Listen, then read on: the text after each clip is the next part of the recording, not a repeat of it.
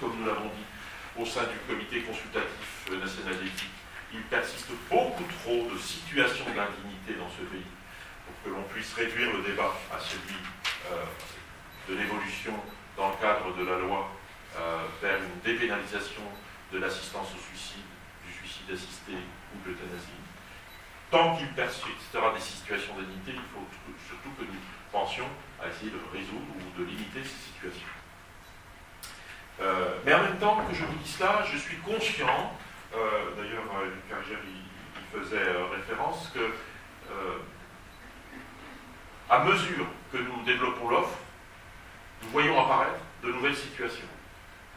La médicalisation, et je reviendrai probablement la surmédicalisation de la fin de vie, fait qu'apparaissent chaque jour de nouvelles figures, des figures inédites de la fin de vie. Nous sommes aujourd'hui capables de contribuer, en tant qu'acteurs de la santé, à la fabrication de situations aporifiques, littéralement, où la question, en tout cas, du sens de la vie se pose. Je ne vais pas revenir sur l'affaire Vincent Lambert, mais elle est, à mon avis, une des expressions possibles, des limites dans lesquelles la médecine peut nous amener. Plus la médecine progresse, évidemment, plus elle fait en sorte que nous vivons mieux. Nous sommes de plus en plus nombreux à vivre de plus en plus longtemps, sans maladie et sans handicap. Sauf que ce à quoi nous n'avions pas pensé et qui est corrélatif de ce que je viens de dire, c'est que nous sommes aussi de plus en plus nombreux à pouvoir vivre de plus en plus longtemps dans des conditions qui posent de plus en plus questions. Alors, quantitativement, ça peut apparaître moins important sur un plan réflexif. C'est extrêmement important d'avoir cette réflexion.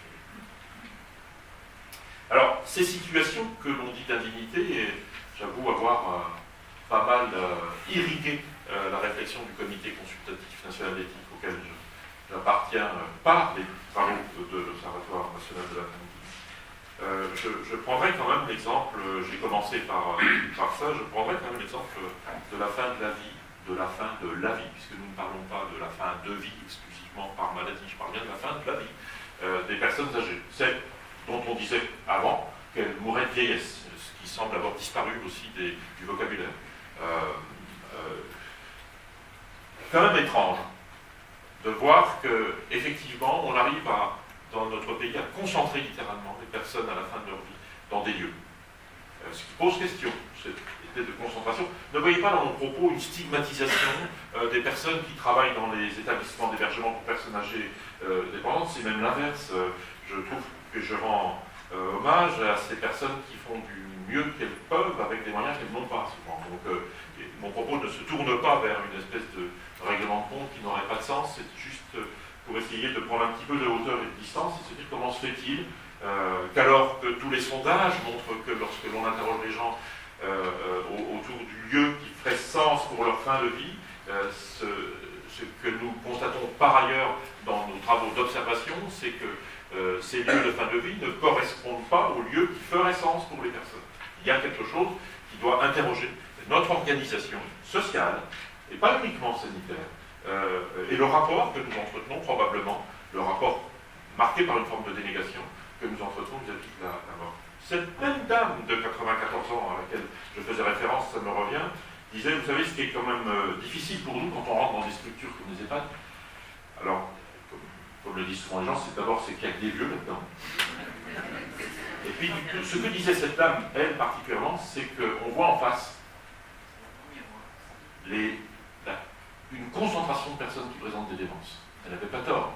55% des personnes qui sont en EHPAD présentent des troubles démentiels, dont la moitié sont très graves. Donc effectivement, cette vision que vous avez lorsque vous rencontrez dans un EHPAD peut poser question. On a sorti les personnes qui présentent des troubles cognitifs du lieu où on pouvait les voir.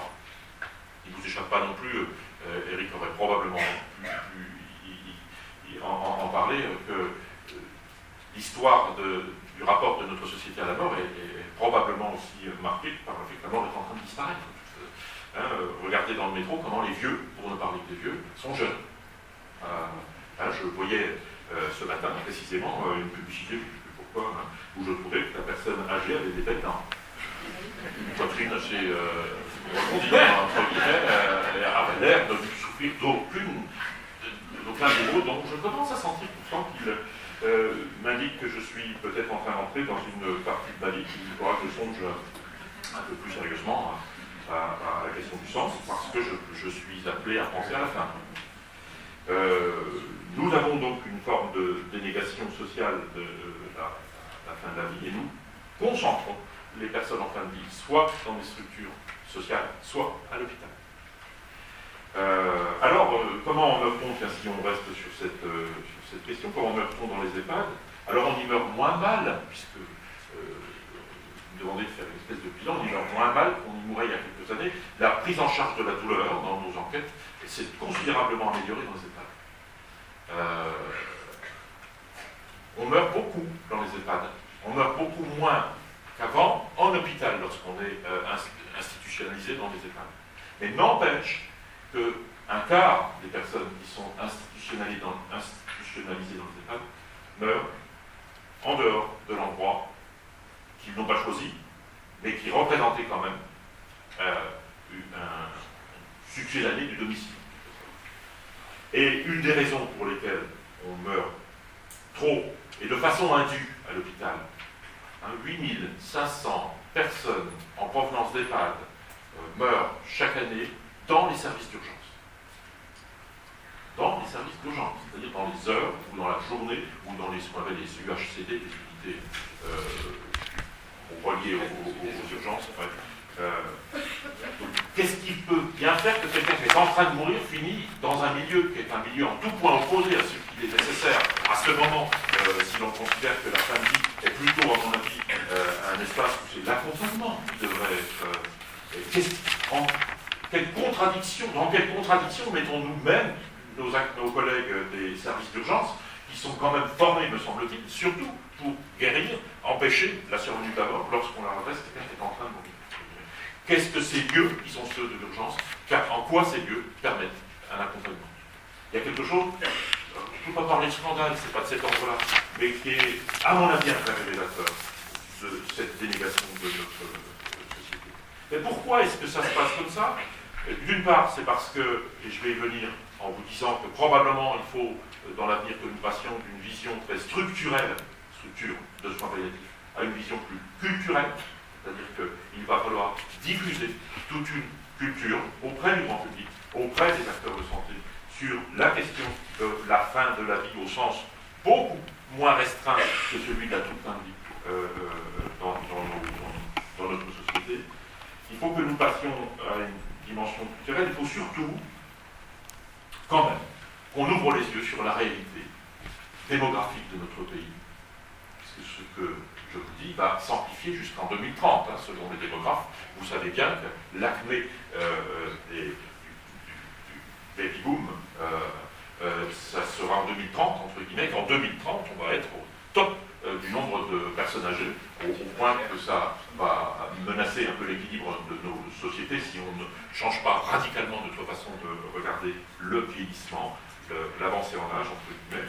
Un tiers des personnes sont des personnes âgées, ce qui fera que si on parle en inactif, plus de la moitié de notre société, si on ajoute les jeunes, etc., sera inactive. Ce qui est un point de non-retour si on ne modifie pas les choses de cette manière. Ce que je voulais vous dire, c'est qu'il faut prendre conscience que l'on vieillit aujourd'hui, peut-être pas bien, mais on vieillit de fait dans des EHPAD et on finit sa vie dans les EHPAD. Et je ne vous apprends rien puisque ça a été publié, en tout cas nous l'avons pointé, dans les EHPAD, la nuit, il n'y a pas d'infirmière. Donc, quand vous avez quelqu'un qui présente un problème de nature médicale, quelle que soit la situation dans laquelle il se situe, quand bien même il aurait écrit des directives anticipées, cette dame âgée me faisait remarquer, c'est dommage que mon voisin de chambre, mon voisin d'appartement, n'est pas là pour vous parler des directives anticipées, parce que alors lui, il aurait râlé certainement. Il avait écrit des directives anticipées puisqu'il s'est trouvé dans une maison de retraite, dans un EHPAD, contre son gré, mais parce qu'il avait fait un accident vasculaire cérébral qui le rendait hémiplégique mais pas aphasique. Et cette hémiplégie était incompatible avec son maintien à domicile. Il avait donc fait écrire, puisqu'il ne pouvait pas bien écrire, et contre-signer ces directives anticipées, où il explicitait, je les ai lues, puisque cette dame m'en a montré une copie, il a pris la peine d'en donner une copie à sa voisine de chambre, je suis déjà tellement atteint dans ce qui fait sens pour moi en étant un hépiplégique que j'écris ici et demande qu'on respecte ce que j'écris. Tout nouvel accident vasculaire cérébral qui aurait des conséquences, qui viendrait aggraver cette perte d'autonomie qui fait non-sens pour moi, impose qu'on ne me fasse rien. Je demande à ne pas être hospitalisé. 15 jours avant, il a fait un deuxième accident vasculaire cérébral, et bien entendu, on n'a pas retrouvé ces directives anticipées. Non, là, il les avait même accrochées au-dessus de son lit, monsieur, ces directives anticipées. Mais il n'avait pas été possible de faire autrement. C'est-à-dire qu'il a été hospitalisé. Alors, parfois la médecine est bien faite quand même, puisqu'il est mort du fait de la médecine. Il est mort d'un accident iatrogène du fait des anticoagulants. Donc, voilà. Après, il n'a pas pu nous dire ce qu'il en pensait à posteriori. Je pense que le passage n'était pas un passage obligé. Je fais un petit peu vite, compte tenu du temps qui me reste, mais je vous renvoie à la lecture de ce rapport de l'Observatoire, qui est le rapport de l'année dernière, qui est téléchargeable, on ne veut pas que ça ne marche pas en ce moment, mais sur le site de l'Observatoire national de la fin de vie, onfp.org. J'aurais aimé avoir le temps de vous parler de la fin de la vie des personnes qui présentent un handicap, parce que là, on n'est pas loin, à mon avis, d'une dimension qui est scandaleuse, me semble-t-il. C'est en gros ce que je viens de vous dire pour les personnes âgées en plus. C'est-à-dire que quand on regarde le parcours des personnes qui sont institutionnalisées du fait de leur handicap, en particulier les personnes polyhandicapées, la fin de la vie se passe comme pour les autres, si je peux dire comme ça, très majoritairement à l'hôpital, mais elle se finit pas comme les autres, elle se finit de façon coercitive. C'est-à-dire que les gens sont accrochés, ligotés littéralement, parce que les seuls moyens d'exprimer leur inconfort, souffrance, douleur, etc., sont les mouvements ou les cris de ces personnes. Et vous imaginez combien ceci est totalement incompatible avec le fonctionnement hospitalier. Donc je voulais vous dire aussi que dans le rapport précédent, que lui aussi vous pouvez télécharger, de l'Observatoire, nous avions focalisé notre attention sur le maintien à domicile. Et je vous le dis parce que probablement une des perspectives, je prends peut-être mes désirs pour des réalités, mais probablement la ministre de la Santé annoncera des mesures en faveur du développement des soins palliatifs dans les établissements médico-sociaux, sur la base quand même des travaux que nous avons faits, et puis en direction du domicile. Mais ma grande crainte, c'est qu'en direction du domicile, on ait le sentiment que nous allons vers un monde merveilleux, où d'ailleurs la mort, on va la démédicaliser, on va renvoyer tout le monde à domicile. Les durées de séjour vont d'ailleurs considérablement diminuer, et puis c'est pratique le domicile parce que ça coûte pas cher. Ce qui, de notre point de vue et des travaux que nous sommes en train de mener, est totalement faux. Ça ne coûte pas plus cher. Simplement, arrêtons de penser uniquement en termes de logique budgétaire, même si nous ne devons pas être dupes de tout cela. Aujourd'hui, dans l'enquête que nous avions faite il y a 2 ans, nous voyons bien que le maintien à domicile ne repose que sur 2 types de personnes, des proches, encore faut-il qu'il y en ait. Je vous renvoie aux travaux de l'Institut national des études démographiques. Et en particulier, je crois il y a 4 ou 5 ans, des travaux publiés sur l'augmentation des solitudes dans ce pays. Et des projections, là aussi jusqu'en 2030, où l'on voit que plus nous avançons, plus nous avançons seuls, entre guillemets. Donc pour rester à domicile, quand bien même on le voudrait, il faut ne pas être seul. Et quel poids repose sur les aidants, comme on dit, naturels, tout le poids. Et en prime le poids de la culpabilité quand la mort arrive. Donc il faut absolument, si nous voulons développer, et ce que je souhaite, je conclurai tout à l'heure là-dessus, il me reste 5 minutes. Il faudra que nous développions une vraie réflexion qui dépasse les mots dont nous sommes aujourd'hui irrigués. Il n'est pas un plan de santé publique, il n'est pas une loi qui comporte un mot sur l'aide aux aidants, entre guillemets, mais il n'est pas de mesure pour l'instant qui concrétise cette aide. Et c'est peut-être ces droits qu'il faudra inventer pour des aidants et pour les aider eux-mêmes à pouvoir supporter ce que la médecine va pouvoir fabriquer, des fins de vie de plus en plus longues, de plus en plus lourdes, et si elles doivent se passer dans un milieu où, par exemple, le conjoint a besoin de continuer à travailler, a besoin de continuer sa vie personnelle, au moins qu'il ne soit pas un conjoint qui, en plus de tout ça, soit le soignant, ou il soit contraint de l'être, en quelque sorte. Donc il y a besoin de penser des aides, et dans ce rapport, nous essayons de lister assez concrètement ces aides qui, de mon point de vue, puis il y a une deuxième catégorie de personnes qu'il faudra, à mon avis, valoriser, ce sont les aides à la personne. Vous savez, ces gens dont on ne parle jamais, on envoie au charbon, hein, dans les services d'aide à la personne, d'aide à domicile. Je ne parle même pas des SIAD, hein, des services infirmiers d'aide à domicile, je parle vraiment des aides ménagères, par exemple. Ces gens qui, parce qu'ils sont au plus proche des personnes qui sont souvent seules, vont se coltiner toute la souffrance de ces personnes en miroir. Quand vous voyez le niveau de formation de ces personnes, et plus encore, ceci est plutôt relatif, quand vous voyez le niveau de rémunération de ces personnes, vous ne vous étonnez pas que peu de gens aient envie de faire ces métiers, tellement ils sont durs et tellement ils sont peu reconnus.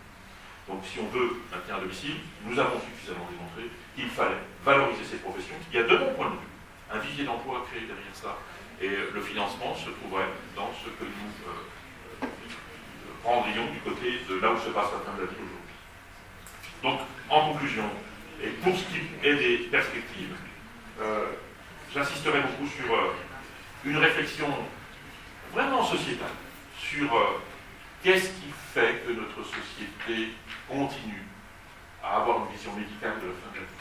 On a compris d'où ça venait, hein, les 30 glorieuses où la médecine progressait, tout était possible, on pouvait tout se permettre, on laissait à penser que la médecine nous permettrait d'éviter de mourir.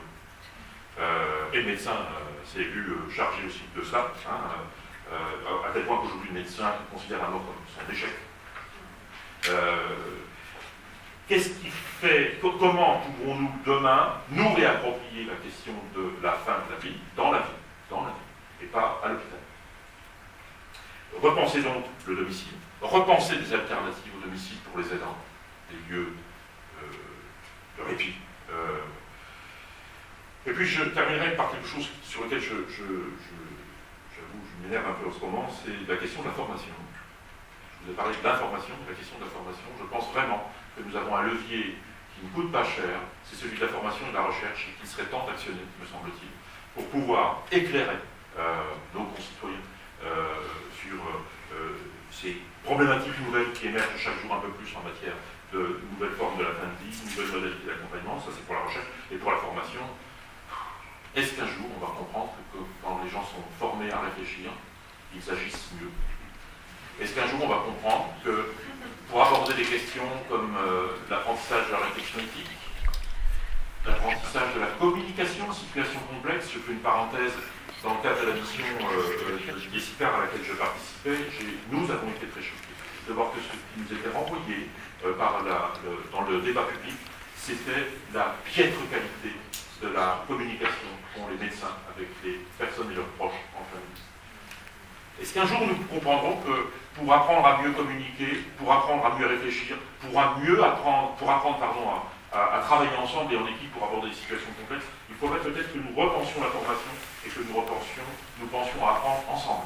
Il ne vous a pas échappé aujourd'hui, ceux à qui on demande ensuite de travailler ensemble, je fais référence à la convention qui est toujours en cours de négociation à la Caisse nationale d'assurance maladie, ceux à qui on demande de travailler ensemble, on ne leur a pas permis d'apprendre ensemble. Hein, on est dans des logiques très populaires dans la formation, et il y a des points, j'aurais espéré que la réforme des études supérieures, l'harmonisation des études supérieures en Europe nous permettrait de faire ces points de rencontre sur les questions éthiques, sur les questions de communication, sur les questions d'apprentissage au travail au réseau. Eh bien, il n'en est rien. Donc je pense que nous avons pourtant là, dans une période où nous n'avons pas les moyens de toutes nos ambitions, un moyen d'être très économe en matière de souffrance et en matière de traitement abus. Mais j'avoue qu'on peut être surpris aussi, je termine pour de vrai là-dessus, je reste en grande interrogation, je renvoie ça chaque jour un peu plus, enfin chaque fois que je rencontre les directions du ministère. Est-ce qu'un jour on va pouvoir valoriser le fait de ne pas faire, après avoir pris cette décision en médecine, après une vraie réflexion? Parce qu'à ce jour, dans toute la réflexion que nous avons sur ce qu'on appelle la tarification à l'activité qui prévaut aujourd'hui dans le financement du système de santé, l'acte, quand on dit tarification à l'activité, l'acte est un acte très majoritairement technique. L'acte réflexif n'est, semble-t-il, pas un acte. Réfléchir n'est pas un acte. Et je ne vous dis pas réfléchir collectivement, c'est encore moins. Alors, on a cela d'un côté, et de l'autre, nous voici en tant qu'intellectuel ou pseudo-intellectuel au CCNE, à écrire tous les charmes et les mérites de la délibération collective pour aborder la complexité dans le sillage de Edgar Morin, de tous les travaux d'Edgar Morin. Nous voici en train d'écrire ça d'un côté et d'avoir une réalité qui s'oppose en tout point à ce que nous écrivons, voire même ce que nous recommandons, et je ne doute pas que ceci sera magnifiquement repris dans une loi. Voilà, je m'arrête là.